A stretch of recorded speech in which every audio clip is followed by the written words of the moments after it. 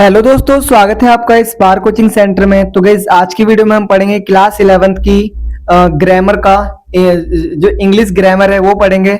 और उसमें हम पढ़ेंगे कि जो अनसीन पैसेजेस को कैसे सॉल्व करना है, how to solve unseen passage. ठीक है, तो ये पार्ट 1 है। हम जो अनसीन पैसेज सेकंड लेकर आएंगे उसमें हम आपको एक क्वेश्चन सॉल्व करके बताएंगे। ठीक है, 11th क्लास का सपोर्ट का 8178988103 ये मेरा कॉन्टेक्ट नंबर है, व्हाट्सएप नंबर भी है। अगर आपको कुछ भी क्वेरी आए तो आप इस पे बिल्कुल कॉल कर सकते हैं, मैसेज कर सकते हैं और अपनी क्वेरी को सॉल्व करवा सकते हैं। देखो, फैक्चुअल पैसेज होता है और एंड डिस्क्रिप्टिव पैसेज होता है, दोनों के करने के तरीके एकदम सेम होते हैं। ठीक है, तो आइए देखते हैं थोड़ा सा।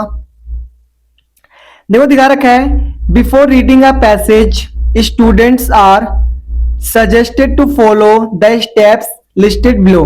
देखो, जब भी आप किसी अनसीन पैसेज को सॉल्व कर रहे हैं तो आपको क्या करना है, इन जो टिप्स मैं यहाँ पर बता रहा हूँ इनको फॉलो करना है। अगर आप इनको फॉलो करते हैं तो जिस चीज में आपको 1 घंटा लग रहा है वो चीज हो सके 20 मिनट में कंप्लीट हो सकती है। ठीक है, इसीलिए मैं इन चीजों को दोहरा रहा हूँ। तो गाइस, अभी तक आपने चैनल को सब्सक्राइब नहीं करा है तो चैनल को सब्सक्राइब कर बेल आइकन हिट जरूर करें। देखिए, पहला दिखा रखा है, quickly run through the passage once, this is called skimming. पता रखे कि आपको ना, जब भी आप पैसेज देखते हैं, जब भी आपके जैसे पेपर हो रहे हैं तो पैसेज आप देखेंगे तो आपको सबसे पहले क्या करना है कि पूरे पैसेज को एक बार क्विकली रन थ्रू, मतलब पूरे पैसेज से गुजरो, फटाफट देखो, उस पैसेज को फटाफट देख लो। ठीक है, कि उसमें है क्या। ये क्या कहलाती है, ये एक तरीके से स्कीमिंग कहलाती है। इसमें पढ़ना नहीं, इसको फटाफट देखना है कि टॉपिक है किस चीज पे, मतलब आपको पता लग जाएगा जब आप स्कीमिंग करेंगे तो। ठीक है, next, read the questions and try to understand questions. आपको फिर क्या करना है, मतलब पूरा आपने पैसेज देख लिया, देन आपको क्या करना है, रीड करना है क्वेश्चंस को और फिर ट्राई करना है कि क्वेश्चन कहना क्या चाह रहा है। ठीक है, ऐसा करना है। ये स्टेप्स हैं, इनको फॉलो करना, आप पेपर में अच्छे नंबर आएंगे। तीसरा दिखा रखा है, note all capitalised words, numbers, names, scientific, medical terms.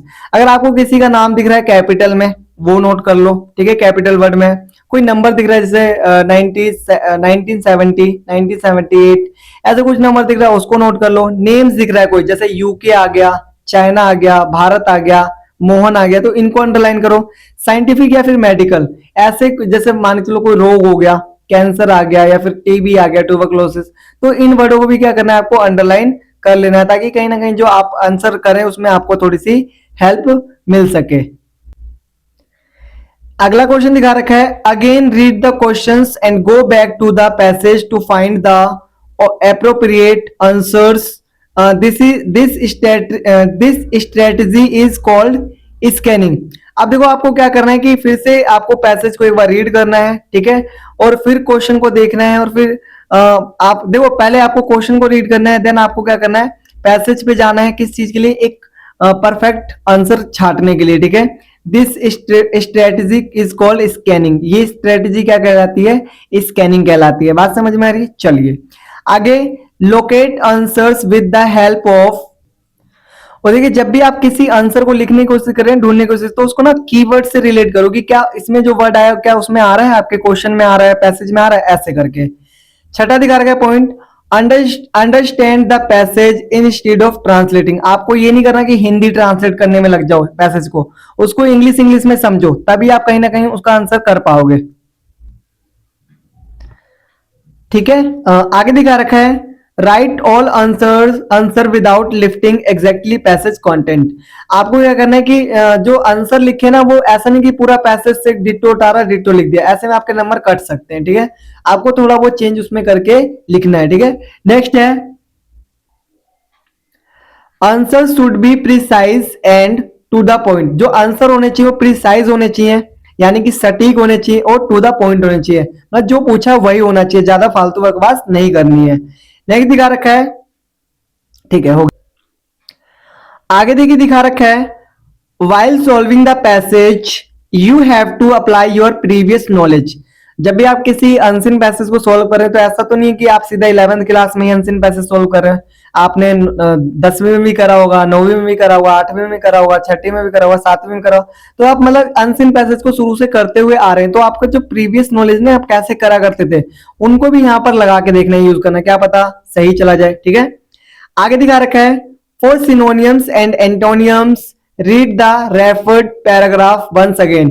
आप देखो कभी कभार उसमें सिनोनिम्स पूछ लिया जाता है, एंटोनियम्स पूछ लिया जाता है, तो उसके लिए आपको वैसा पैराग्राफ भी रेफर किया जाता है, ठीक है, क्वेश्चन के माध्यम से। तो आपको क्या करना है कि उसको दोबारा पढ़ना है और रिलेट करने की कोशिश करनी है कि क्या ऐसा हो सकता है। हाँ बिल्कुल हो सकता है, ठीक है, ऐसे। नेक्स्ट है आपका बच्चों solve unseen passages from previous years papers and sample papers. अब देखो गाइज आपको करना क्या है कि आपको जो अनसीन पैसेज है ना उसको सॉल्व करना है, जो भी प्रीवियस ईयर के जो सैंपल पेपर है, क्वेश्चन पेपर है वहां से, ताकि आपकी कहीं ना कहीं एक बेहतरीन अच्छी तरीके से प्रैक्टिस हो सके। गाइज अब जो हम नेक्स्ट वीडियो करवाएंगे उसमें आपको एक मैं क्वेश्चन सॉल्व करवाऊंगा अनसीन पैसेज का, और आप लोग ही उसको करेंगे, ठीक है।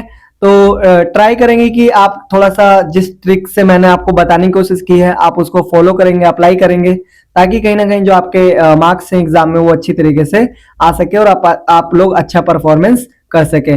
मिलते हैं फिर नेक्स्ट वीडियो में, तब तक के लिए टाटा बाय बाय, जय हिंद जय भारत।